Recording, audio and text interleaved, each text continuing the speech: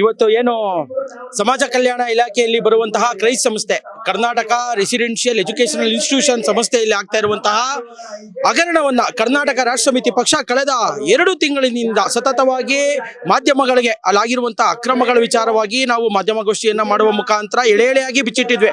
ಆ ತದನಂತರ ಲೋಕಾಯುಕ್ತರಿಗೆ ಈ ಬಗ್ಗೆಯಾಗಿ ಒಂದು ದೂರನ್ನು ಸಹ ಸಲ್ಲಿಸಿದ್ವಿ.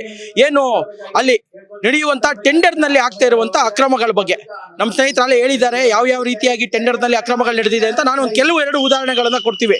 ಏನು ಪ್ರೊಜೆಕ್ಟರ್ ಹಾಕ್ಬೇಕು, ಎಲ್ಲಾ ಕ್ರೈಸ್ತ ಇನ್ಸ್ಟಿಟ್ಯೂಷನ್ಗಳಲ್ಲಿ ಒಂದು ಪ್ರೊಜೆಕ್ಟರ್ ಹಾಕ್ಬೇಕು. ಆ ಪ್ರೊಜೆಕ್ಟರ್ ಬೆಲೆ ಕೇವಲ 1.5 ಲಕ್ಷ. ಆದ್ರೆ ಇವರು ಬಿಲ್ ಮಾಡಿರುವಂತದ್ದು 9 ಲಕ್ಷದಿಂದ ಮೇಲ್ಪಟ್ಟು. ಒಂದೊಂದು ಪ್ರೊಜೆಕ್ಟರ್ಗೆ ಸುಮಾರು ರಾಜ್ಯದಲ್ಲಿ 830 ವಸತಿ ಶಾಲೆಗಳಿದಾವೆ. 830ಕ್ಕೆ 9 ಲಕ್ಷ ಅಂದ್ರೆ ನೀವು ಲೆಕ್ಕ ಹಾಕ್ಬೋದು ಎಷ್ಟು ಭ್ರಷ್ಟಾಚಾರಗಳಾಗಿದೆ ಅಂತ.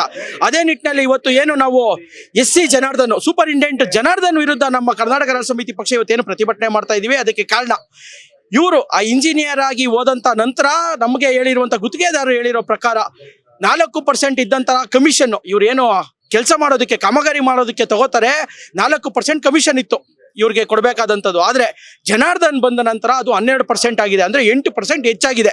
12% ಕಮಿಷನ್ನ ಕೊಟ್ಟು ಆ ಗುತ್ತಿಗೆದಾರರು ಯಾವ ರೀತಿಯಾಗಿ ಕೆಲಸಗಳನ್ನು ಮಾಡ್ತಾರೆ ನಾವು ನೋಡಬೇಕಾದಂಥದ್ದು. ಮತ್ತೆ ಈಗ ಒಂದೊಂದು ಮಗುಗೆ ಏನು ಒಂದೊಂದು ಸಂಸ್ಥೆಗೆ ಒಂದು ಮೆಡಿಕಲ್ ಕಿಟ್ ಅಂತ ಕೊಡ್ತಾರೆ.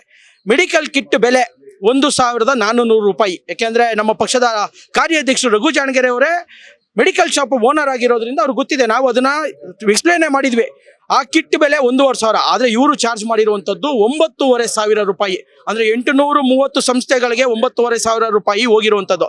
ಅದೇ ರೀತಿಯಾಗಿ ಒಂದು ಪತ್ರಿಕೆ ಅಲೆಮಾರಿ ಬಂಧು ಅನ್ನೋ ಪತ್ರಿಕೆಯನ್ನ ತಗೊಳ್ಳೇಬೇಕು ಅಂತ ಹೇಳಿ ಎಲ್ಲಿಂದ ಸಮಾಜ ಕಲ್ಯಾಣ ಕ್ರೈಸ್ತ ಸಂಸ್ಥೆಯ ಮುಖ್ಯಸ್ಥರು ಅದನ್ನ ಫಾರ್ಮಾ ನೋಡಿಸಿರುವಂತದ್ದು. 830 ಸಂಸ್ಥೆಗಳು ಆ ಪತ್ರಿಕೆಯನ್ನ ಕೊಂಡ್ಕೊಳ್ಳೇಬೇಕು. ಅದಕ್ಕೆ ತಿಂಗಳಿಗೆ ಇಷ್ಟು ಅಂತ ಬಿಲ್ ಮಾಡ್ತಾ ಇದ್ದಾರೆ. ಈ ರೀತಿಯಾಗಿ ಒಂದಲ್ಲ ನೂರಾರು ರೀತಿಯ ಭ್ರಷ್ಟಾಚಾರಗಳು ನಡೀತಾನೆ ಬರ್ತಾ ಇದೆ. ಈಗ ನಮ್ ಗೆಳೆಯರು ಹೇಳಿದ್ರು ಹಾಸಿಗೆ ವಿಚಾರದಲ್ಲಿ ಹಗರಣ ಇತ್ತು, ಅಲ್ಲಿ ಪರೀಕ್ಷೆಗೆ ಹಗರಣ ಇತ್ತು. ಏನು 100 ಕೋಟಿ ರೂಪಾಯಿ ಹಗರಣ ಕ್ರೈಸ್ತ ಸಂಸ್ಥೆಯಲ್ಲಿ ಆ ವಿದ್ಯಾರ್ಥಿಗಳನ್ನ ಪರೀಕ್ಷೆಗೆ ತಯಾರು ಮಾಡುವ ನಿಟ್ಟಿನಲ್ಲಿ ಆಗಿರುವಂತದ್ದು.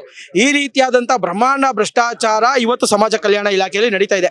ಯಾಕೆ ಸಮಾಜ ಕಲ್ಯಾಣ ಇಲಾಖೆಯನ್ನು ನಾನು ಒತ್ತಿ ಹೇಳ್ತಾ ಇದ್ದೀನಿ ಅಂದ್ರೆ, ಇವತ್ತು ರಾಜ್ಯದಲ್ಲಿ ಆಡಳಿತ ನಡೆಸ್ತಾ ಇರುವಂತಹ ಸಿದ್ದರಾಮಯ್ಯನವರು ನಾನು ಅಹಿಂದ ನಾಯಕ, ಅಹಿಂದರನ್ನ ರಕ್ಷಿಸ್ತೀನಿ, ಹಿಂದುಳಿದವ್ರನ್ನ, ದಲಿತರನ್ನ, ಅಲ್ಪಸಂಖ್ಯಾತರನ್ನ ರಕ್ಷಿಸ್ತೀನಿ ಅಂತ ಬಂದಿರುವಂತಹ ಸಿದ್ದರಾಮಯ್ಯನವರು ಅವ ಮಕ್ಕಳು ಓದ್ತಾ ಇರುವಂತಹ ಶಿಕ್ಷಣ ಸಂಸ್ಥೆಗಳಲ್ಲೇ ಏನು ಸರ್ಕಾರ ವಸತಿ ನಿಲಯಗಳನ್ನ ಮಾಡಿ, ಯಾಕೆಂದ್ರೆ ಓದಕ್ಕಾಗ್ತಾ ಇರಲ್ಲ, ಶಾಲೆಗಳನ್ನ ಬಿಟ್ಟಿರ್ತಾರೆ ಮನೆಗಳಲ್ಲಿರುವಂತಹ ಕಷ್ಟಕ್ಕೆ.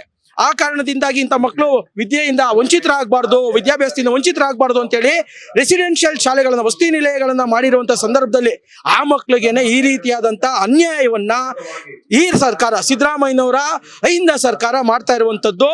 ನಿಜವಾಗ್ಲೂ ಇವತ್ತು ಯಾವ ರೀತಿಯಾಗಿ ನೀವು ರಾಜ್ಯದ ಜನರ ಮುಂದೆ ಬಂದು ನಾನು ಅಹಿಂದ ನಾಯಕ ಅಂತ ಹೇಳ್ಕೊತೀರಾ ಸಿದ್ದರಾಮಯ್ಯನವರೇ ಮತ್ತು ಅವರ ಬಂಟ HC ಮಾದೇವಪ್ಪನವರು, ಅವರು ಸಮಾಜ ಕಲ್ಯಾಣ ಇಲಾಖೆಯ ಸಚಿವರು.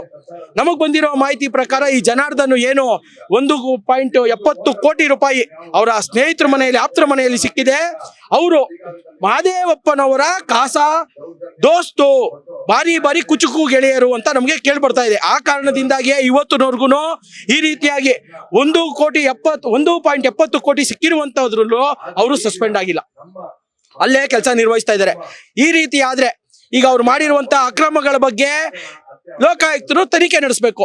ಆದ್ರೆ ಲೋಕಾಯುಕ್ತಗೆ ದಾಳಿಗೆ ಒಳಗಾದ ನಂತರನು ಕೆಲಸಕ್ಕೆ ಹೋಗಿ ಕಡತಗಳಿಗೆ ಸೈನ್ ಮಾಡಿರುವಂತದ್ದು ನಾವು ನೋಡಿದೀವಿ, ಕಂಡು ಬರ್ತಾ ಇದೆ. ಹಾಗಾಗಿ ಕರ್ನಾಟಕ ರಾಷ್ಟ್ರ ಸಮಿತಿ ಪಕ್ಷ ಈಗೇನು ಆಗ್ರಹ ಮಾಡ್ತಾ ಇದೆ ಅಂದ್ರೆ, ಈ ಕೂಡಲೇ ಜನಾರ್ದನ್ನ ಸಸ್ಪೆಂಡ್ ಮಾಡಬೇಕು ಮತ್ತು ಸಮಾಜ ಕಲ್ಯಾಣ ಇಲಾಖೆಯಿಂದನೇ ಅವನ್ನ ಹೊರಗಿಡಬೇಕು ಅಂತೇಳಿ ಕರ್ನಾಟಕ ರಾಷ್ಟ್ರ ಸಮಿತಿ ಪಕ್ಷ ಇವತ್ತು ಫ್ರೀಡಂ ಪಾರ್ಕ್ ನಲ್ಲಿ ಪ್ರತಿಭಟನೆ ಮಾಡ್ತಾ ಇರುವಂತದ್ದು.